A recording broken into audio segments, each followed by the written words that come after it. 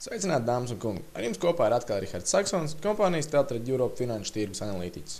Šodien paraudzīsimies uz diviem valūtu pāriem un to tuvākajiem pretestības un atbalsta līmeņiem, no kuriem iespējams atvērt darījumus jau šonedēļ. Pirmais valūtu pāris, ko paraudzīsimies, būs ASV dolārs, Japānas jēna. Šonedēļ redzam, ka tiek piedāvāti visai daudz ļoti aktuāli pretestības un atbalsta līmeņi, no kuriem iespējams tirgot.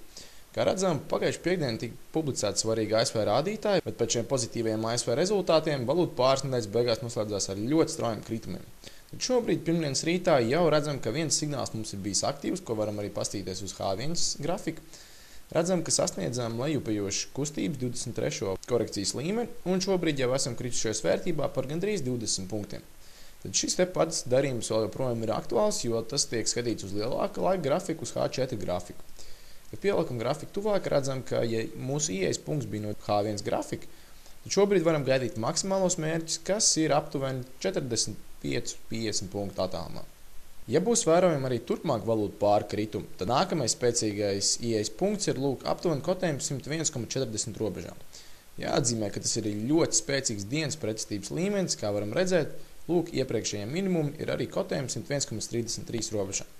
Tādēļ uzsvēršu, ka ieiešana pirkšanas darījumā pa kotējumu aptuveni 101,40 būs ļoti spēcīgs atbalsta līmenis. Varam arī gaidīt maksimālos mērķus, šajā gadījumā aptuveni 50-55 punktu attālumā.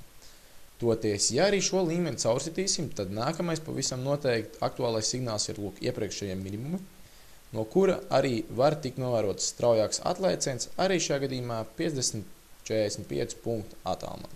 Toties, ja valūtu pāris uzsāks augšupējošu kustību, tad nākamais tuvākais nozīmīgais pretestības līmenis ir piekdienas sasniegtie aizvēršanās cenas, no kura var tikt novērots arī straujāks atlēciens. Tādēļ šis valūtu pāris mums piedāvā ļoti labas iespējas šonedēļ atvērt kādu no mūsu ilgtermiņa darījumiem. Nākamais valūtu pāris, ko paraudzīsimies, būs eiro ASV dolārs. Šobrīd redzam, ka atrodamies vēl joprojām pie pagājušās nedēļas maksimumiem un šobrīd testējam šo pretestības zonu. Tas, ko mēs sagaidām, ka eiro vērtība tomēr ir diezgan spēcīga un visticamāk varēs tikt novērot šo te pretestības līmeņa caursišanu. Tādā gadījumā, ja tiks novērots caursitiens, tad atgriešanās pie caursistās līnijas būs labs ieejas punkts darījumā. Arī varam šeit gaidīt maksimālos mērķus aptuveni 60 punktu attālumā.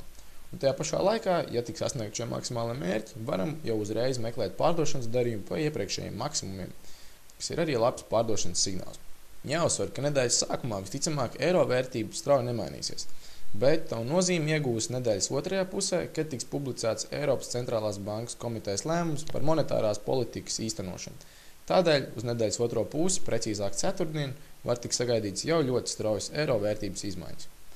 Toties, ja tiks novērots eiro vērtības kritumi, tad pavisam droši ieejas punkts pirkšanas darījumā jau ir šis iepriekš vairākas reizes testētais atbalsta līmenis, no kuru var novērot arī straujāki atlēcieni. Un visbeidzot, paraudzīsimies arī stundas grafikā.